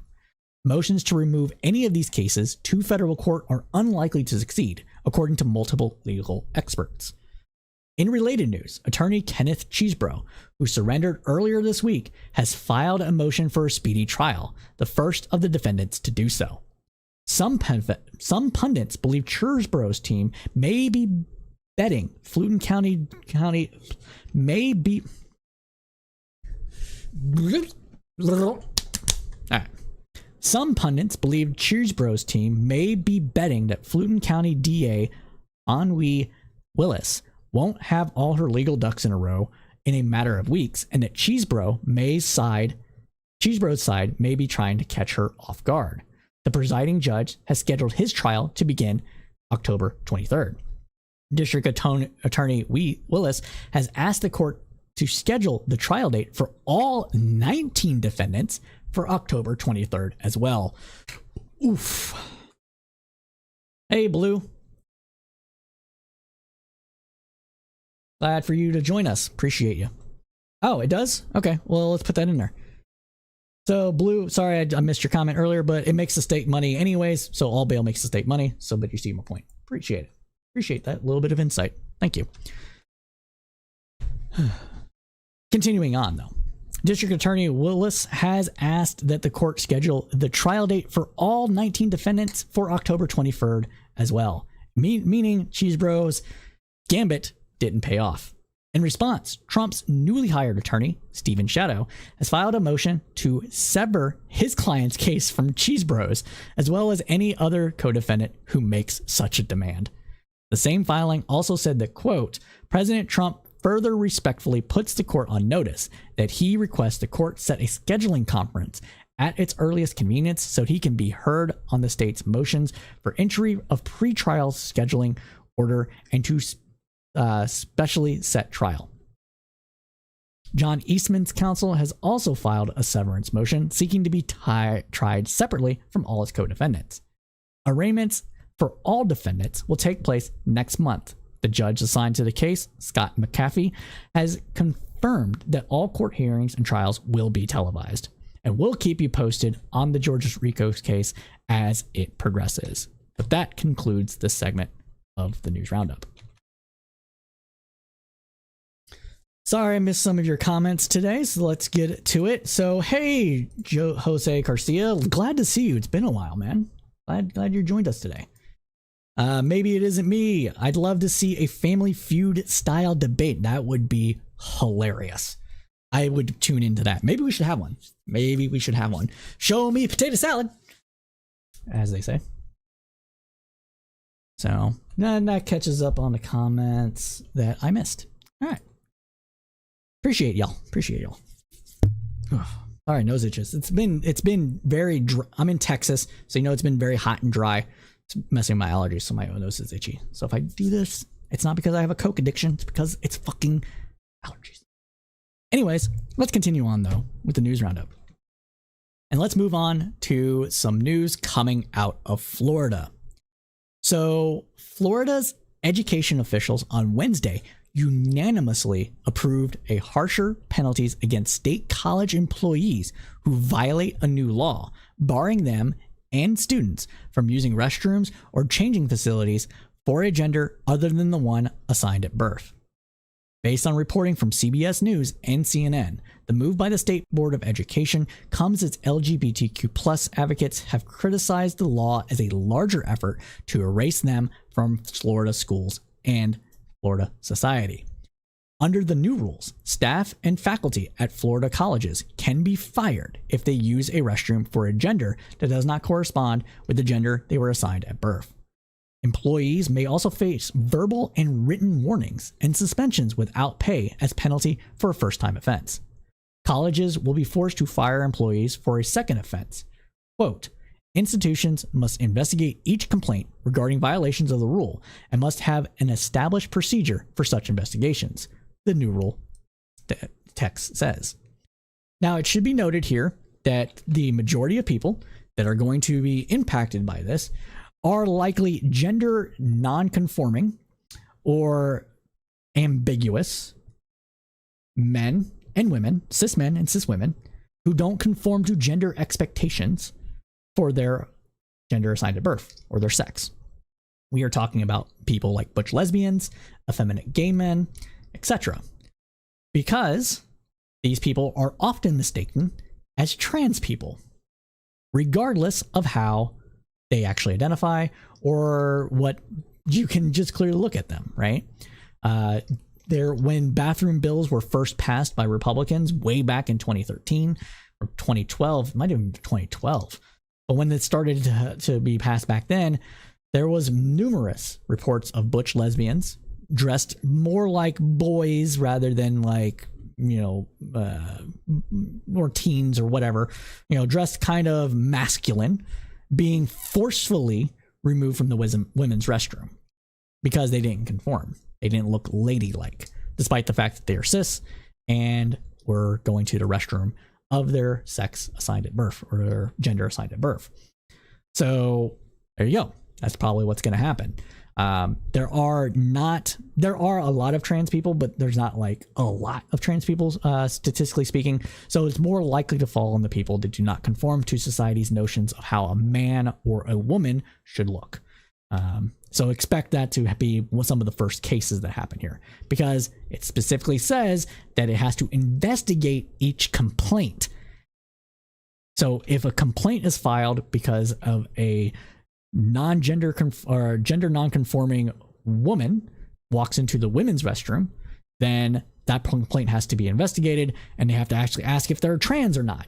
And it's just going to go from there. So one of the things that a lot of people can do if they want to be a little bit rules for radicals with this, right, to show the absurdity of such laws. Look at me giving advice here. All right. So this is going to go up on its own thing. So if you are a student in Florida at a Florida college or university and you can stomach the harassment that will come from this, because harassment will come, but it will show the absurdity of the law, you should dress non-conformingly to the restroom that you want to go into. As a man, you should dress womanly and try to enter the men's restroom. And as a woman, you should dress manly and enter the women's restroom and see if the complaints come through. They will be investigated. You will be harassed, which is why I say if you can stomach this. But it will expose the absurdity of the law and make it to where people will be like, okay, maybe this is dumb. That is what Rules for Radicals actually is supposed to do. Not what conservatives say, but stuff like this. You show the ridiculousness of a law, a policy, what have you, and then it makes people wake up to the fact of like, maybe we're being a little ridiculous.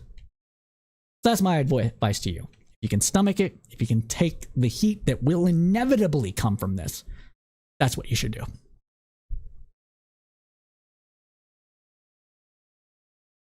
Continuing on. The new rule also requires violations to be documented, including the name of the person who violated the rule, as well as the person who asked that person to leave the restroom. Again, it's a double-edged sword. So if you're a person that can't stomach this, don't do what I just said. But if you can, you're going to expose the bigotry of the person that made the complaint, and their name will be a public record as well. It's a shame that we have to do this stuff all because people just aren't comfortable pissing next to people, I guess, but this is where we are. Now, the complaint also must include the circumstances of the event sufficient to establish a violation, according to the new rule. The restrictions also apply to college-run student housing. Florida college system consists of 28 public community and state colleges, and it operates as a separate entity from the state's university system. Under the rule, college restrooms and changing facilities will have to be designated for the exclusive use by males or females, or unisex restrooms for changing facilities will have to be available. The rule will require each college president to submit a form certifying compliance with the requirement applying to all facilities on campus. So again, if you're up for it, you live in Florida, you think this law is fucking ridiculous, present gender nonconforming, go to a restroom, get the complaint filed, and go from there. Because it will get filed. There will be somebody that's going to have a fucking hair up their ass because a woman presenting as a man goes into the women's restroom and a man presenting as a woman goes into the man's restroom. So there you go. Oh man. Oh. This is going to impact trans people that actually pass too. So there you are. It's really shitty that we have to go through this. It doesn't increase danger to people either. Like,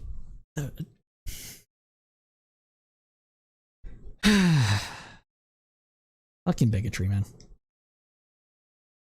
But if you can stomach my advice, please do it. I highly recommend it. And with that concludes this segment of the News Roundup.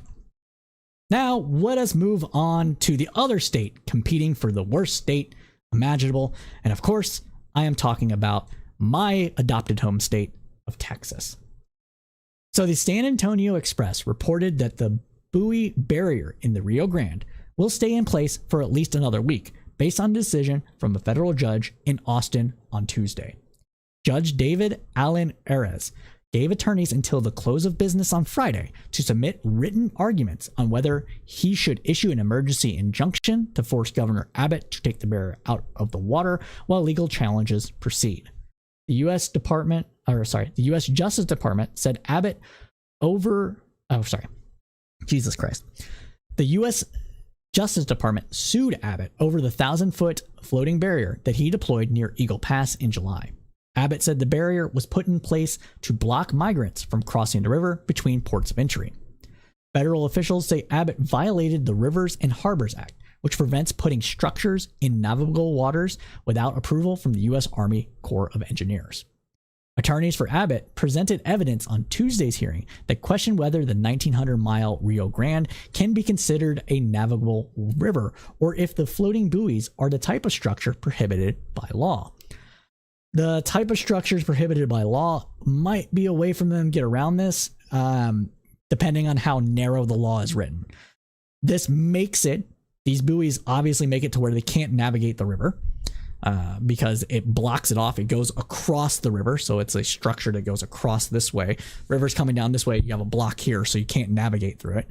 But if it's narrowly tailored to where it only means physical structures that are cemented in place and don't float, could get a way around that. I'm not saying that's what's the case here because I don't know exactly, but that is one of the reasons why they're saying that they're fighting it on the structure grounds on that. Now, the buoys are each 4 feet in diameter and packed together to prevent people from swimming across the river.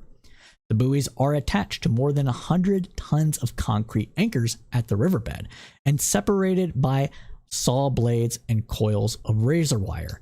In other words, there's the buoys are like this, and there's razor wire between them. So there's a buoy here, there's a buoy here, connecting them as a line. In that line is razor wire or concertina wire. Now, several migrants have died in attempts to cross since the barriers were installed, including at least one child and a pregnant woman. Pregnant woman didn't die, but she had a miscarriage because she got tangled up in the buoys. Now, the hearing also unearthed new details on how much diplomatic trouble the buoys have caused with Mexico. Hillary Quam, a U.S. State Department official, testified that Mexican officials have sent 3 different letters, made phone calls to top U.S. officials, and brought the buoys up at unrelated meetings. Quam, who is the U.S.-Mexico Border Affairs Coordinator for the State Department, said that the issue became a major concern for Mexican officials because of its potential to disrupt the flow of water that it needs downstream. Mexican authorities have warned the buoys potentially violate treaties between the two nations as well. Patrick K. Swinton, an attorney with the Texas Attorney General's office, tried to question Quam about the record surge of border encounters with migrants in the last year, but the judge stopped him. The hearings, the judge said, wasn't about immigration, but whether this is a barrier to navigation on the Rio Grande. Abbott on Monday used a news conference in Eagle Pass to make the case once again that Texas has installed the buoy barrier, razor wire, and deployed troops to the border because President Joe Biden hasn't done enough to address illegal border crossings.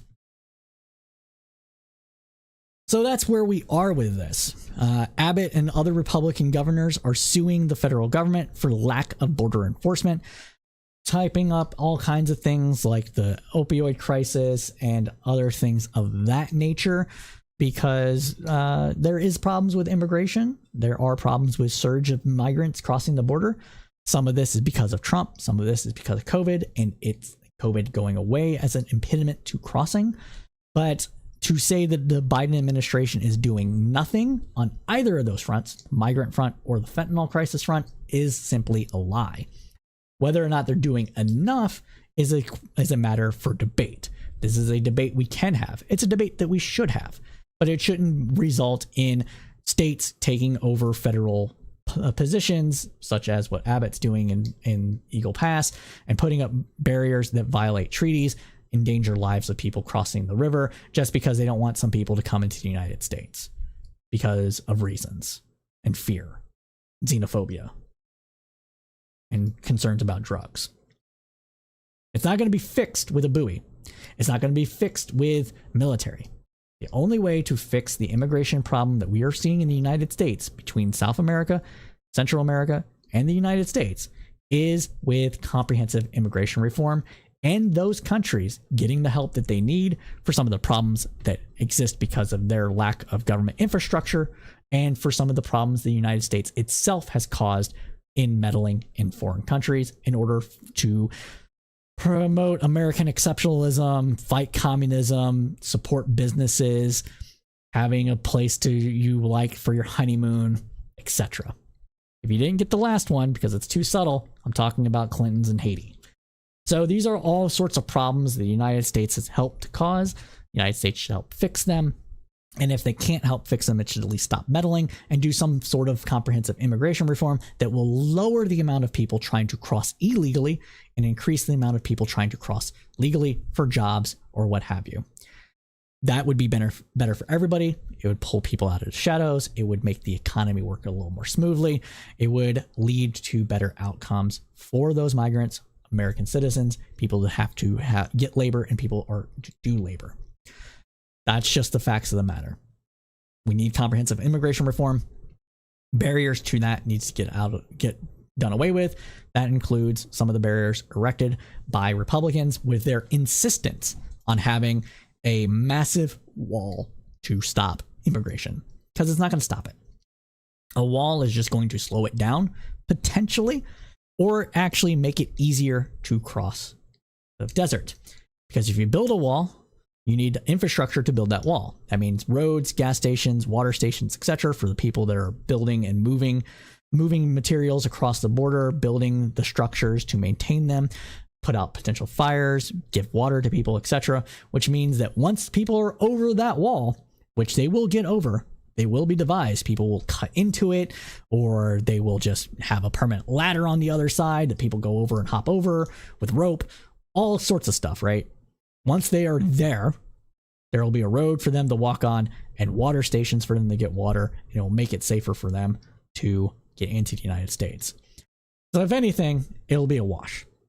But it'll have an ecological nightmare scenario here because of the concrete being used or the disruption to migratory patterns for animals and birds, yada, yada, yada. So yeah, it's not good. A wall doesn't fix it.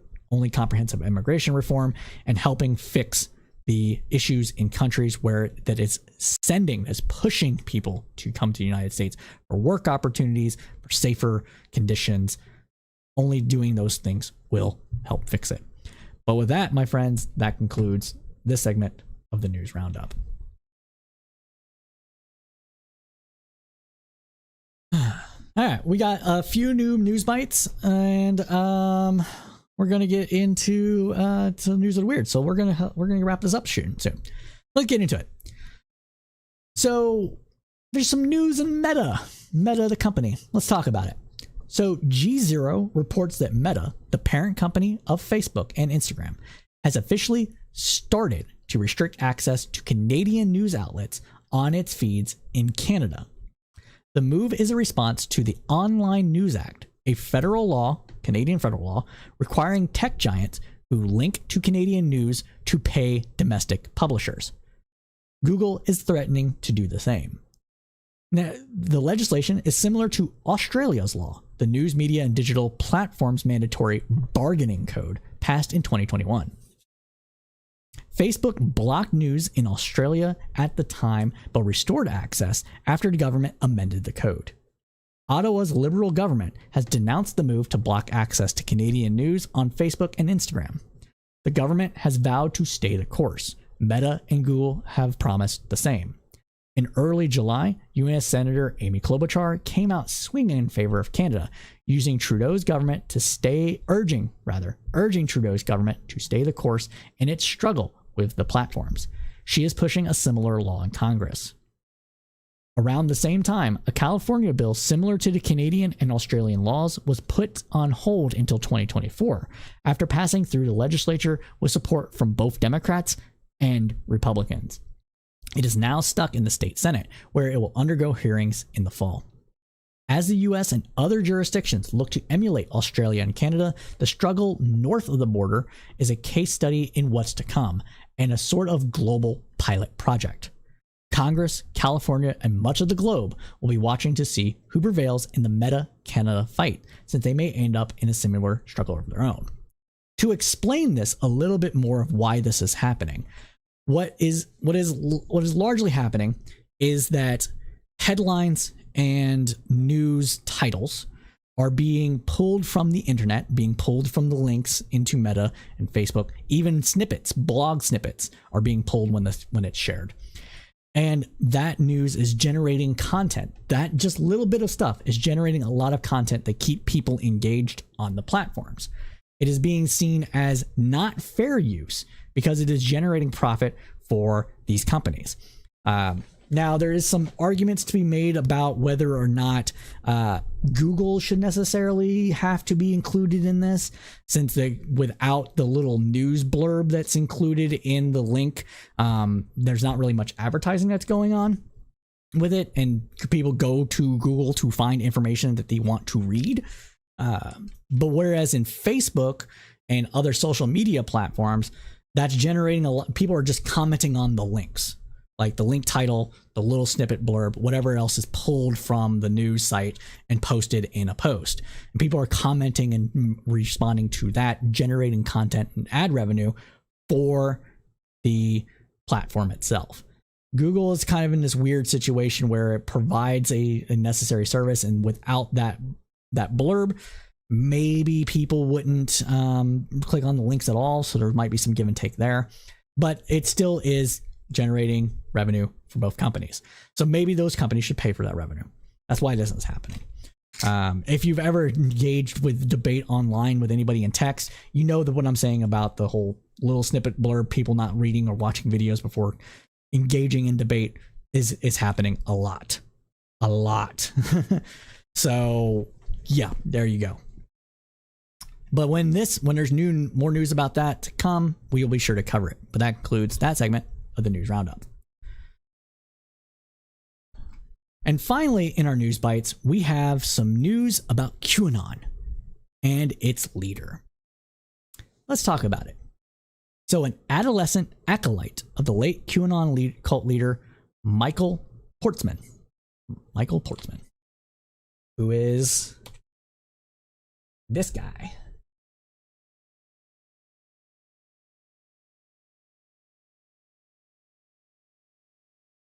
I think it's that guy. Hold on, I want to show the right person here.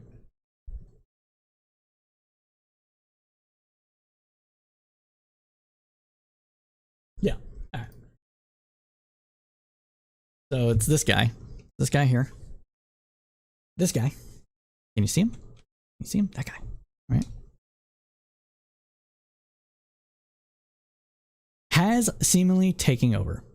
The adolescent acolyte has taken over from Michael Portzman as leader of the apocalyptic group, which is waiting for JFK and his son to make themselves known. According to Raw Story, Portzman, who died in June in a dirt bike wreck in Minnesota, groomed a 13-year-old girl known to followers as Tiny Teflon as his protege. So this is the problem with groomer language. This makes me go, ooh, when I say groomed here. Protege, molded, we'll say molded. But you get what it is. Groomed as in raised up and turned into an acolyte and protege. Not groomed as in sexual that we know of. Anyways, continuing on though. So 13-year-old girl known as Tiny Teflon as his protege. She has emerged as the group's leading voice, much to the dismay of researchers who track the conspiracy movement, reported by Vice News. She has emerged as the group's leading voice, much to the dismay of researchers who track the conspiracy movement, reported Vice News. Quote, "It's worrying to see the young girl be put on a pedestal by a bunch of adults after the passing of Portzman," said an open source researcher who uses the nickname Karma to avoid being targeted by group members. Portzman hosted her doing live chats on his Telegram channel, which has tens of thousands of followers and has made her an administrator before his death. The girl has announced plans to indoctrinate more children into the cult by teaching them the movement's bastardization form of Jewish numerology, Germantia, which they believe gives insight into future events. Gematria, that's what it is. Numerology, Gematria, which they believe gives insight into future events. Quote, "I definitely think I'm going to have more kids involved in this," Tiny Teflon said during a live chat on her channel earlier this month. Continuing on, she stated, quote, "Maybe they could share more code because I don't want to be talking the entire time when I do this show in the future. So I'll definitely think of having kids share codes and teach what they know too." Tiny Teflon's channel claims to be monetized by an adult, which most likely is her mother, a Portzman follower whose Telegram account is Teflon Don. Okay. Her listeners are excited that she might indoctrinate their own children into the cult that has ripped apart many families. Quote, "I believe it's too early to see where she will fit into the group's dynamics right now. It's definitely something I will be keeping a close eye on," said Karma, the open source researcher. For a group who has claimed to be all about saving the children, using a child to push their own beliefs is disgusting and disturbing. True, but they also believe from the mouth of babes and all that other shit. So, but when there's more news about that, we'll be sure to cover it on this program. Now, if you don't know, we like to do segments on the news to round up our news roundup, all news of the weird. And this, we usually do something interesting about like technology, something gross, or something cute with animals. And today we are doing something cute with animals, coming out of or something not cute, but something interesting with animals. And today is no different. Today we are going to view this video here. Unmute. So this video here. Please give that large male sea lion plenty of room. They have fit people, and they are protected animals. And there's a sea lion. Lifeguards warn the beachgoers to give sea lions plenty of room as they have bitten people in the past. What are they doing? Well, they're being territorial because they're trying to get mates. Oh, those poor children.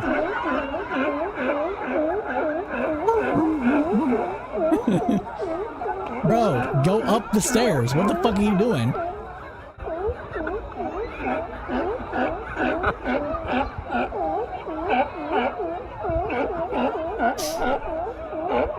The Ocean Conservancy said the male California sea lions use sounds to defend their territory, which is clear. That's what's going on.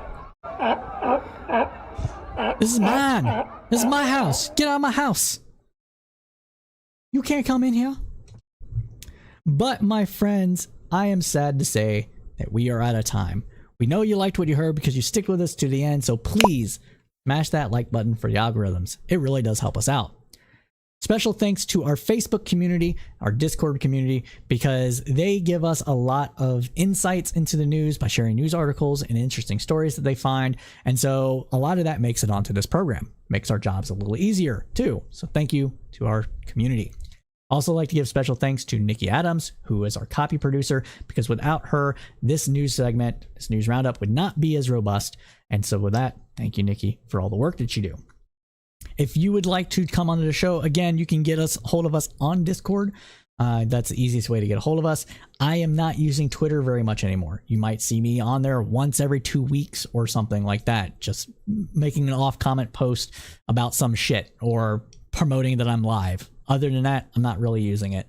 I just don't see a point in it, especially with all the bullshit that they're doing. Removing blocks, for the matter. They're supposedly going to remove blocks, so that's fun. But we do this show every Thursday from 8 p.m. Eastern Standard Time to roughly 10 p.m. Eastern Standard Time, like we did tonight. And so unless stated otherwise.